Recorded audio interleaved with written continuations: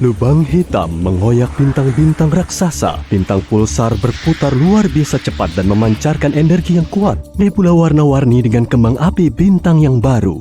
Galaksi dengan berbagai warna dan ukuran.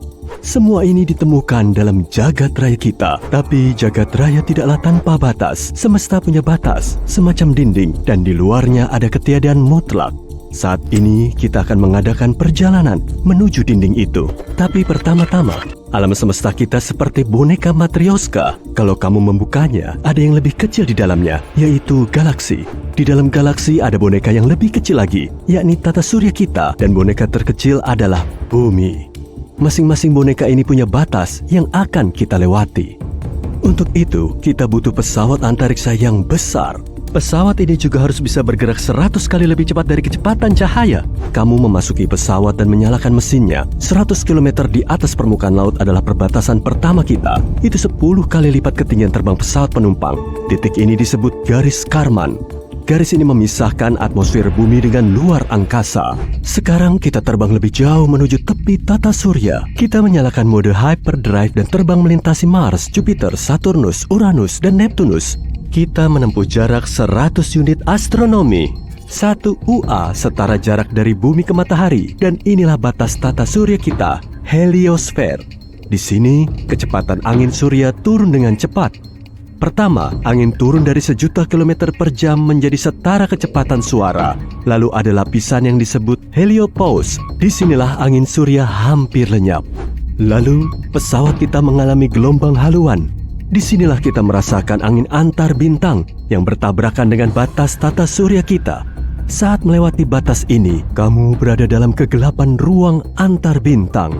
Dan di sini, kamu bisa menemukan 2 objek buatan manusia yang melakukan perjalanan ini untuk pertama kalinya dalam sejarah, Voyager 1 dan Voyager 2. Voyager 1 melintasi perbatasan itu pada tahun 2004. Voyager 2 melakukannya di tahun 2007. Probe antariksa ini mengungkap bentuk heliosfer tidak bulat sempurna di sekeliling matahari. Batas selatannya 10 UA lebih dekat ke matahari dibanding batas utaranya. Nah, kita sedang bergerak di ruang antar bintang dan akan segera mendekati dinding batu di sekeliling tata surya kita. 200.000 UA ke depan, dan inilah dia.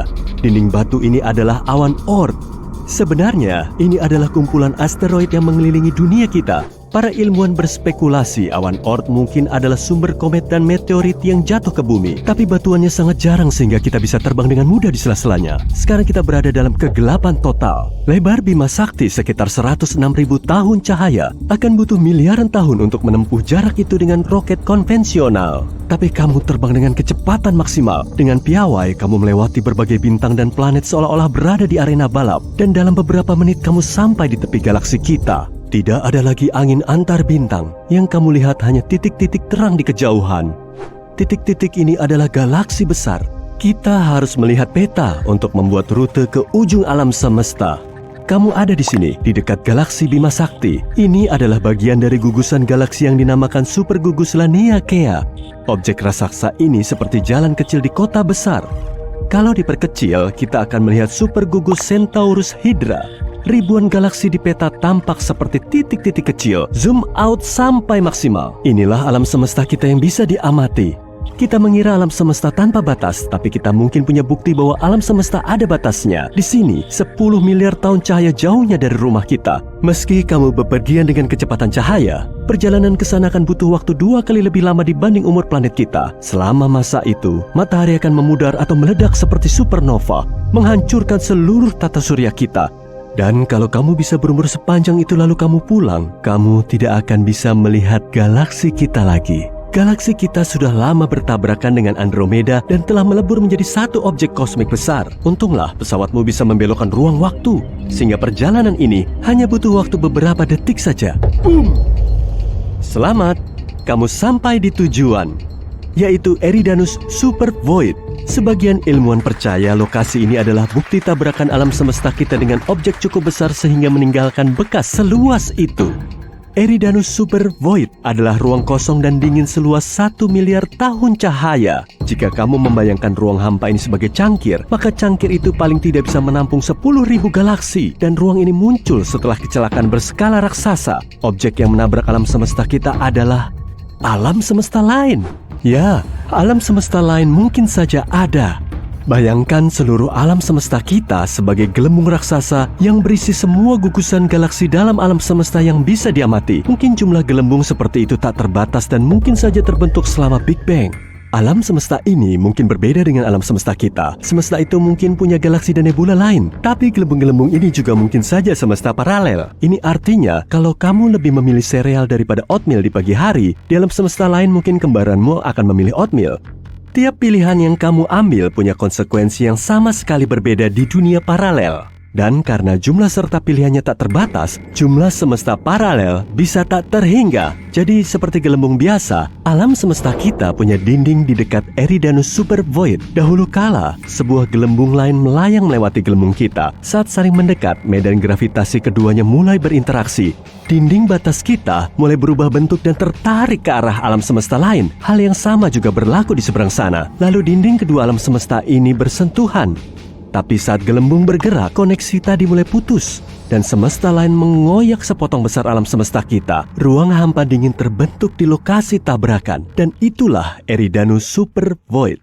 Masalahnya adalah alam semesta tampak sama bagi pengamat dari manapun sudut pandangnya. Misalnya, bayangkan sebuah bola basket yang melayang di udara. Kalau kita letakkan seekor semut di atas bola itu dan menyuruhnya mencari ujung bola, semut akan mulai mengitarinya seraya membuat lingkaran dalam jumlah tak terbatas. Tapi lanskap di sekitar semut tidak akan berubah. Yang dilihatnya hanya ufuk yang melengkung. Itu karena bola tetap sama dari sudut pandang manapun. Hal yang sama terjadi saat kita mencoba menemukan tepian alam semesta kita. Itu karena kita membayangkan dunia dalam bentuk 3 dimensi dan pandangan kita terbatas. Misalnya, kamu melihat sebuah persegi 2 dimensi biasa. Jika kamu menambahkan kedalaman dan mengubah sudut pandang, tada, jadilah kubus. Jika kita bisa melihat alam semesta dalam bentuk 4 dimensi, sebuah persegi mungkin akan tampak sangat berbeda. Tapi mungkin kita bisa meninggalkan gelembung kita. Kunci bepergian ke alam semesta lain bisa jadi ada dalam lubang hitam. Lubang hitam adalah salah satu objek paling misterius di alam semesta. Bobotnya sangat berat sehingga tidak hanya membelokkan ruang, tapi juga waktu. Ini seolah kita meletakkan batu besar di atas jaring. Jaring akan mengendur dan makin kamu mendekati batu, makin dalam lengkungannya. Begitu berada dalam medan gravitasi lubang hitam, kamu tidak akan bisa meninggalkannya. Kita masih belum tahu apa sebenarnya yang berada di pusat lubang hitam. Beberapa ilmuwan berspekulasi bahwa lubang putih juga ada. Secara teori, seharusnya lubang putih terbentuk bersama lubang hitam. Sesuai namanya, lubang putih sangat berlawanan dengan lubang hitam. Tidak ada yang bisa mendekati lubang putih. Saat ini belum ada data tentang objek seperti itu, tapi teori relativitas umum menyatakan lubang putih memang ada.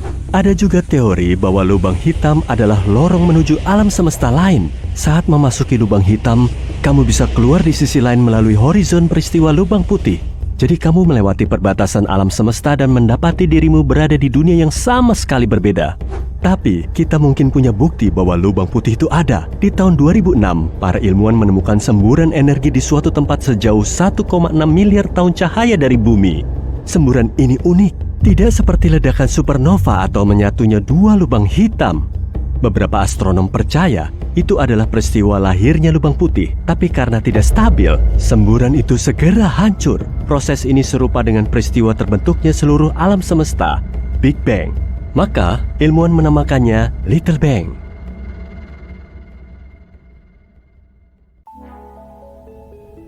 Berita luar biasa baru-baru ini tersebar di internet. NASA telah menemukan bukti adanya alam semesta paralel. Namun, apakah ini benar adanya? Ya, memang ada sedikit kebenaran dalam cerita ini. Tapi tidak sesederhana itu. Mari kita pertimbangkan. Mungkin kamu pernah membaca artikel yang mengatakan NASA akhirnya menemukan alam semesta paralel. Kisah ini dipublikasikan secara luas dan orang-orang terbagi menjadi 2 kubu. Mereka yang menerima berita ini begitu saja dan mereka yang menganggapnya omong kosong belaka. Tapi, kedua kubu tersebut tidak sepenuhnya benar. Mari kita mulai dari awal. Penemuan ini dibuat oleh Anita milik NASA. Nama ini merupakan singkatan dari Antena Transient Impulsive Antarctica. Antena ini dirancang untuk mempelajari neutrino. Neutrino adalah partikel kosmik berenergi tinggi. Partikel ini sangat kecil, tidak memiliki muatan dan hampir tidak memiliki massa. Triliunan partikel semacam itu melewati tubuh kita setiap detiknya dan kita bahkan tidak menyadarinya. Semua itu karena partikel-partikel tersebut hampir tidak memengaruhi materi biasa. Begitulah tidak pentingnya partikel-partikel tersebut. Rata-rata, sepanjang hidup kita, masing-masing dari kita terpengaruh oleh maksimal 1 neutrino. Jadi, pada dasarnya, memburu neutrino itu seperti memburu hantu. Untuk menangkapnya, kamu harus mengirimkan seluruh aliran partikel ini melalui sepotong timah raksasa, dan tebalnya harus triliunan mil. Pada saat yang sama, kamu memiliki peluang 50-50 untuk menghentikan salah satunya. Oleh karena itu, untuk mendeteksinya, para ilmuwan harus menemukan beberapa trik cerdas. Kita tahu bahwa neutrino seperti partikel-partikel lain yang serupa, datang dari luar angkasa. Mereka datang ke bumi dari matahari, bintang-bintang, dan bahkan dari Big Bang itu sendiri. Sebagian datang dari sumber yang sangat besar, seperti lubang hitam, supernova, pulsar, dan bahkan dari berbagai objek tak dikenal. Beberapa partikel ini memiliki energi yang sangat tinggi. Bagi para ilmuwan, neutrino inilah yang paling menarik. Anehnya, sebagian besar neutrino berenergi tinggi tidak datang dari jauh. Mereka terbentuk di sini, di dekat bumi. Proses ini memiliki nama yang lucu, yaitu hujan partikel. Apakah kita membawa hadiah untuk acara ini atau bagaimana? Nah, begini penjelasannya, secara sederhana. Partikel nenek masuk ke atmosfer bumi.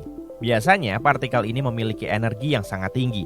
Kemudian partikel ini menghasilkan beberapa anak yang memiliki energi lebih kecil. Masing-masing kemudian menghasilkan lebih banyak cucu, yang energinya bahkan lebih kecil daripada energi mereka, dan seterusnya.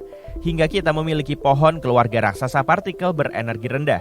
Pada akhirnya, mungkin ada miliaran partikel tersebut. Selama proses ini, tumpukan neutrino tercipta. Kemudian mereka mulai tenggelam jauh ke dalam bumi.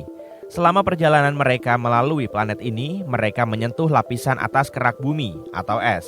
Misalnya, es Antartika. Ketika dihadapkan dengan semua rintangan ini, mereka menciptakan denyut radio.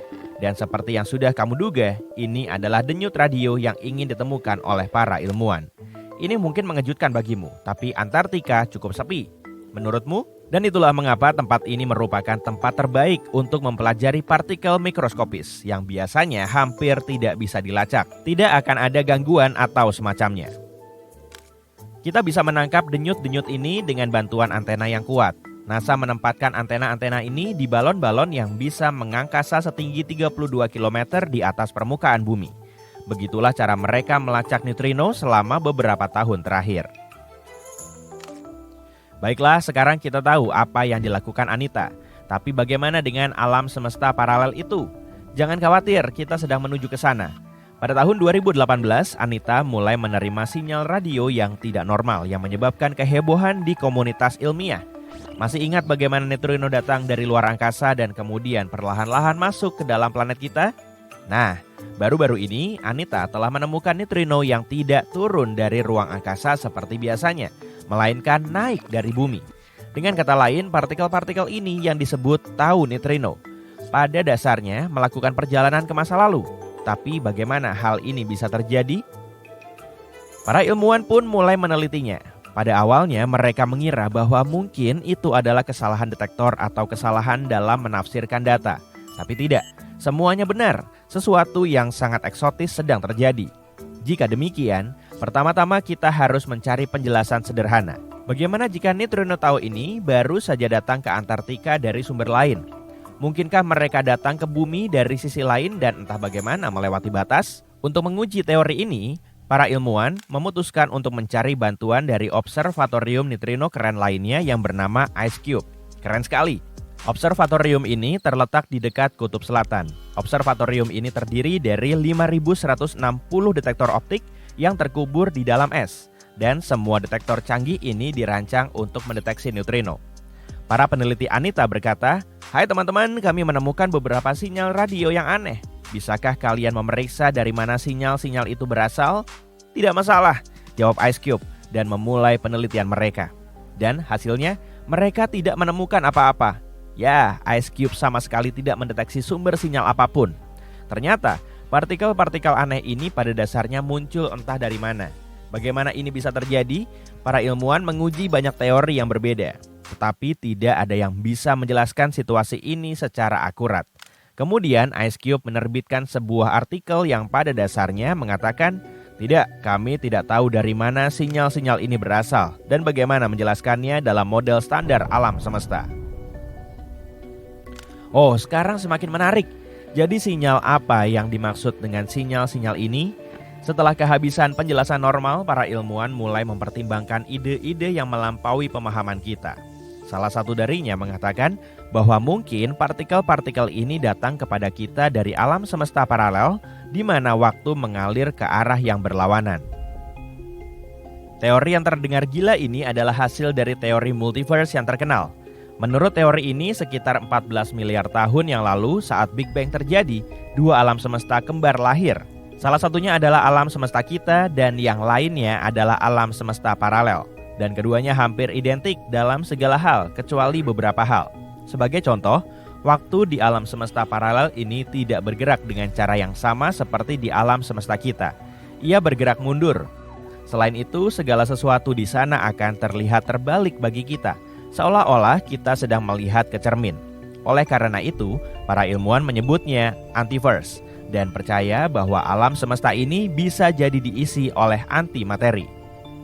Dan meskipun semua ini mungkin tampak aneh dan gila bagi kita, bagi mereka yang hidup di antiverse itu cara hidup mereka cukup normal. Bahkan mereka lebih suka menganggap kita sebagai makhluk yang aneh. Jadi, neutrino misterius ini bisa saja lahir di antiverse ini. Katakanlah mereka entah bagaimana ada di sana dan secara tidak sengaja masuk ke dunia kita, dan kita bisa mendeteksinya. Gagasan tentang multiverse itu sendiri benar-benar luar biasa. Jika itu benar, maka itu bisa berarti bahwa ada realitas yang tak terbatas, banyak di antaranya yang jauh lebih baik daripada realitas kita. Mekanika kuantum bahkan mengatakan bahwa sangat mungkin bahwa setiap detik setiap hari, setiap keputusanmu membagi alam semesta menjadi dua. Jadi, ada kuintiliun alam semesta paralel di mana kehidupan kita berjalan dengan sangat berbeda. Hal seperti ini bahkan sulit untuk dibayangkan. Tentu saja akan sangat menyenangkan jika kita bisa menemukan cara untuk pergi ke alam semesta lain. Dan jika partikel tau neutrino yang misterius ini mampu melintasi batas dua dunia, mungkin kita juga bisa melakukannya. Namun sayangnya fenomena ini saja tidak cukup untuk mengatakan apakah teori multiverse itu benar atau tidak. Ini hanyalah salah satu dari beberapa opsi yang mungkin. Pada tahap perkembangan manusia saat ini, kita tidak dapat membuktikan atau menyangkal teori ini. Mungkin suatu hari nanti di masa depan, kita akan menemukan kebenarannya. Tapi yang pasti bukan sekarang. Satu-satunya hal yang bisa kita katakan sekarang, setelah penemuan ini adalah bahwa kita telah menemukan sinyal radio aneh yang tidak bisa dijelaskan oleh fisika standar. Jadi, kita harus bergerak ke arah ini dan mempelajarinya untuk mempelajari lebih lanjut tentang fenomena yang luar biasa ini. Tapi orang-orang suka bermimpi tentang ruang angkasa, jadi tidak heran jika kita sangat bersemangat tentang hal ini. Dan akan sangat menyenangkan jika suatu hari nanti ternyata teori ini benar adanya. Teori alam semesta paralel telah populer di berbagai film dan buku untuk waktu yang sangat lama. Kemana kamu akan pergi jika kamu mengetahui bahwa kamu bisa melakukan perjalanan antar realitas? Kalau aku sih akan mencari realitas es krim yang berbeda.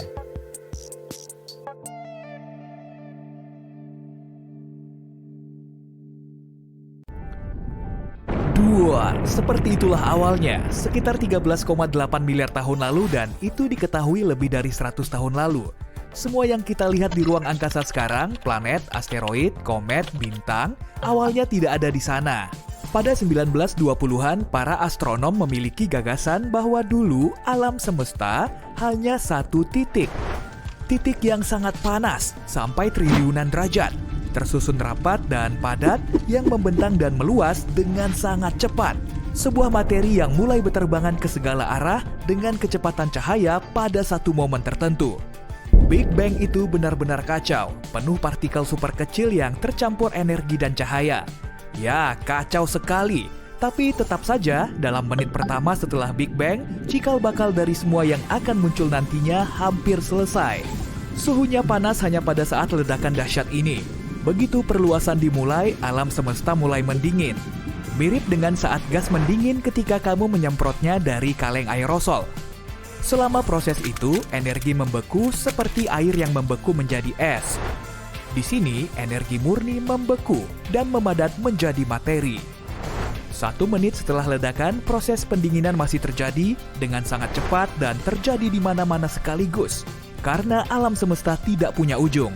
Semesta bukan sekedar titik padat lagi, dasar untuk perluasan lebih lanjut dan segala hal yang akan datang terbentuk. Ingat partikel kecil dari tahap ledakan pertama alam semesta tadi? Partikel-partikel itu kini mulai bersatu dan membentuk atom helium dan hidrogen. Pembentukan sebagian besar helium dan semua hidrogen di ruang angkasa butuh sekitar 3 menit. Kedua unsur ini adalah unsur paling umum dan materi dasar yang kemudian membentuk galaksi dan bintang pertama. Tapi hanya karena cikal bakalnya selesai, bukan berarti penciptaan alam semesta berhenti setelah beberapa menit pertama itu. Memang setelah itu tidak ada unsur baru yang tercipta selama jutaan tahun. Itu sebabnya versi awal alam semesta adalah helium, hidrogen, dan energi. Tapi pada akhirnya, atom perlahan mulai bersatu, yang menciptakan galaksi dan bintang setelah sekian lama. Awan helium dan hidrogen menyatu dan berubah menjadi bintang yang memiliki gaya gravitasi. Matahari juga terdiri dari 3/4 hidrogen, sementara sisanya helium. Seperempatnya ya? Yap, bener. Pada tahap berikutnya, beberapa unsur lain yang lebih berat mulai muncul juga seperti karbon, besi, oksigen, dan sebagainya. Bukan hanya proses kimia seperti unsur, bintang, atau planet baru yang bermunculan. Seluruh alam semesta meluas sejak terjadinya Big Bang. Para peneliti sadar galaksi lain bergerak menjauh dari galaksi kita. Hei, jangan gitu dong. Nanti kami nggak bisa menemukan kehidupan alien kalau kalian terus menjauh. Dan bukan hanya itu, galaksi paling jauh sebenarnya bergerak lebih cepat daripada galaksi yang dekat dengan galaksi kita, Bima Sakti. Alam semesta itu luar biasa, penuh rahasia, misterius, menyeramkan, dan super hening. Bayangkan dirimu melayang memakai baju astronot di atas bumi. Kamu hanya bisa mendengar suara napasmu. Tidak ada suara dari luar sana. Karena tidak ada atmosfer, suara tidak bisa merambat atau terdengar. Omong-omong soal baju astronot, baju itu harganya sekitar 174 miliar rupiah loh. Kayaknya kita masih harus nunggu kalau mau chill di ruang angkasa. Merkurius adalah planet paling dekat dengan matahari. Jadi kamu mungkin mengira itu planet terpanas juga. Namun sebenarnya Venus yang memegang gelar planet terpanas di tata surya. Dengan permukaan mencapai suhu 450 derajat Celcius. Ya, oke lah. Merkurius tidak punya atmosfer yang bisa mengatur suhu. Jadi, planet ini nggak bisa meraih gelar planet paling panas di tata surya. Venus juga punya hari yang cukup panjang. 1 hari di Venus sama dengan 243 hari bumi. Buat orang yang punya banyak kerjaan dan nggak suka buru-buru, itu cocok banget. Namun, Venus mengorbit matahari dalam 225 hari bumi. Berarti 1 tahun di sana berlangsung 18 hari lebih sedikit daripada di Venus. Jadi kamu bisa ulang tahun 2 kali dalam sehari dong. 2 kali ulang tahun dalam sehari mungkin seru. Tapi kekurangannya, di Venus terjadi hujan asam sulfat dan salju logam. Gak seru lagi kan? Kalau bumi sih keren. Berumur 4,5 miliar tahun dan satu-satunya planet yang menopang kehidupan, bumi juga punya lebih banyak pohon daripada jumlah bintang di Bima Sakti. Totalnya 3 triliun pohon, sementara bintang hanya 100 sampai 400 miliar. Kita mungkin telah menghitung pohon, tapi tetap saja sedikit sekali yang kita tahu tentang laut kita. Hanya 5% lautan yang telah dijelajahi. Jadi kita tahu lebih sedikit tentang laut daripada tentang Mars atau bulan yang permukaannya sudah dipetakan penuh. Aneh rasanya luar angkasa hanya berjarak 100 km dari kita jika dihitung dari atas permukaan laut bumi. Kayaknya deket banget ya, kadang buat sarapan aku juga harus jalan sejauh itu. Tapi hanya 5% alam semesta yang terlihat dari bumi. 68%-nya adalah energi gelap, sementara 27%-nya materi gelap yang tidak bisa kita lihat dengan teleskop. Begitu dekat, tapi jauh. Kita akan selalu melihat sisi bulan yang sama dimanapun posisi kita di bumi. Bulan berputar pada porosnya dengan kecepatan yang sama saat dia mengelilingi bumi. Ini disebut penguncian pasang surut. Matahari terbenam di Mars warnanya biru loh. Itu terjadi karena debu halus di planet merah ini memiliki ukuran yang sempurna untuk memungkinkan cahaya biru masuk ke atmosfer Mars. Jadi cahaya biru itu tersebar lalu mendekat ke arah laju matahari tidak seperti cahaya warna lain. Alam semesta penuh dengan keajaiban. Dan salah satunya adalah planet yang terdiri dari berlian. Wow! Ukurannya 2 kali lebih besar dari bumi dan para ilmuwan percaya planet itu sebagian besar tertutup berlian dan grafit. Untuk pergi ke sana, kamu mungkin butuh baju astronot yang mahal banget itu, juga pesawat luar angkasanya. Tapi kalau aja nih, kamu berhasil pergi ke sana dan kembali, kamu mungkin bisa balik modal. Para ilmuwan juga punya beberapa prediksi tentang akhir dari segalanya. Astaga, kalian siap? Pada tahap awalnya, seluruh alam semesta padat dan rapat. Jadi, semesta itu sangat-sangat tebal. Tapi setelah kira-kira 400.000 tahun, alam semesta terus meluas yang membuatnya lebih transparan. Cahaya yang terpancar kuat itu kita kenal sebagai radiasi latar belakang gelombang mikrokosmis atau CMB. Wujudnya seperti saat kamu menyalakan TV di saluran kosong. Saat kamu melihat titik-titik statis hitam putih yang bergerak di layar. Seperti itulah CMB dan cahaya dari semua energi yang dilepaskan pada saat Big Bang. CMB masih ada. Para astronom bisa melihatnya lewat teleskop gelombang mikro. Meluas dan tak pernah berhenti, alam semesta masih melebar setiap detik pada kecepatan luar biasa, sehingga menyebabkan benda di ruang angkasa selalu saling menjauh. Cepat sekali menjauhnya. Kita tahu karena matahari dari galaksi lain tampak lebih merah dari seharusnya. Ini disebut pergeseran merah, dan ini terjadi saat sumber cahaya bergerak menjauh dari orang yang mengamatinya. Lalu ada gravitasi. Gravitasi menarik semua benda di alam semesta ke satu sama lain. Ini menjadi alasan planet-planet terus mengelilingi matahari atau kenapa tata surya kita mengelilingi pusat Bima Sakti. Itu sebabnya kita menginjak tanah, sementara di ruang angkasa kita melayang karena tidak ada gravitasi di sana. Dengan mengingat ini, para ilmuwan punya gagasan bahwa kelak alam semesta akan bergerak ke arah berlawanan dan mulai menyusut kembali, yang akan kita kenal sebagai Big Crunch atau remukan besar. Terjadi atau tidak, semua bergantung pada tipe alam semesta kita. Jika terbuka, alam semesta akan terus meluas dan tidak akan ada yang menghentikannya. Tapi seiring waktu, saat semesta meregang, kepadatannya akan menjadi sangat rendah. Sampai galaksi tak akan bisa membentuk bintang baru dan bintang yang sudah ada akan punah. Saat ruang angkasa kehilangan semua cahaya dan panasnya, kehidupan akan musnah. Alam semesta akan terus dingin dan akan terus meluas menjadi kegelapan tak berujung. Lalu, entah ada Big Crunch atau tidak, boom, semuanya hilang. Hey, untungnya masih ada miliaran tahun lagi ya. Mungkin kamu masih, tapi aku udah nggak ada. Hehe. Soalnya aku mau pensiun.